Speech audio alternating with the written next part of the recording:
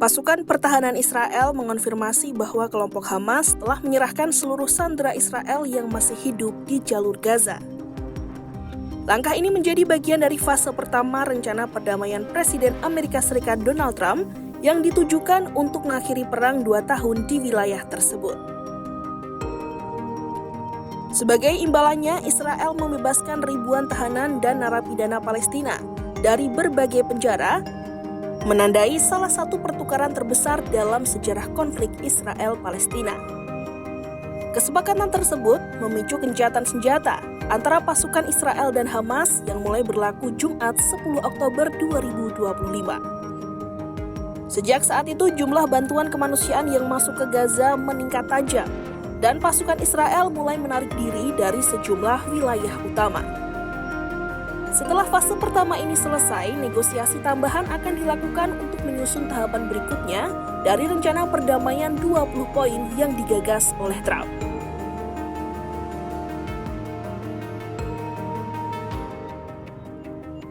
Menjelang pertukaran sandera, Israel menarik pasukannya hingga menguasai 53% wilayah Gaza sebagai bagian dari tahap pertama dari 3 fase penarikan militer yang tercantum dalam rencana perdamaian Trump. Pasukan multinasional beranggotakan sekitar 200 tentara, diawasi oleh militer Amerika Serikat, akan memantau pelaksanaan gencatan senjata. Pasukan ini akan melibatkan Mesir, Qatar, Turkiye, dan Uni Emirat Arab tanpa keterlibatan langsung pasukan Amerika di Gaza.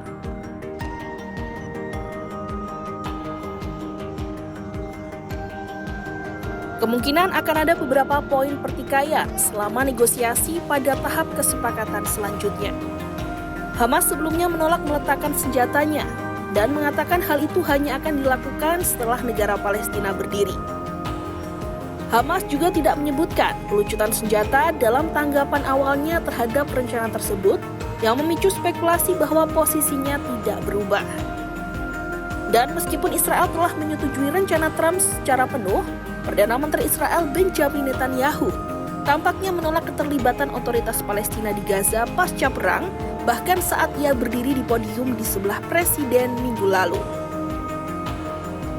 Poin penting lainnya adalah seberapa jauh penarikan pasukan Israel.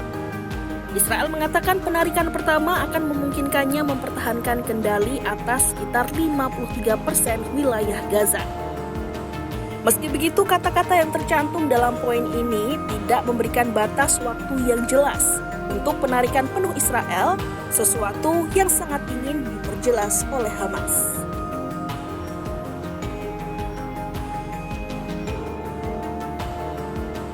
Hamas membeberkan seluruh 48 sandera warga Israel dan asing yang ditawan selama 2 tahun perang. Sebanyak 20 diantaranya masih hidup, sementara sisanya telah tewas dan jenazah mereka dikembalikan ke Israel. Semua kecuali 1 orang berasal dari 251 korban penculikan dalam serangan Hamas pada 7 Oktober 2023 yang menewaskan sekitar 1.200 warga Israel. Sebagai respon, Israel melancarkan operasi militer besar-besaran yang menewaskan lebih dari 67.000 warga Palestina menurut data Kementerian Kesehatan Gaza yang dikelola Hamas. Pada Senin 13 Oktober 2025, 20 sandera hidup diserahkan kepada Komite Palang Merah Internasional dalam 2 kelompok.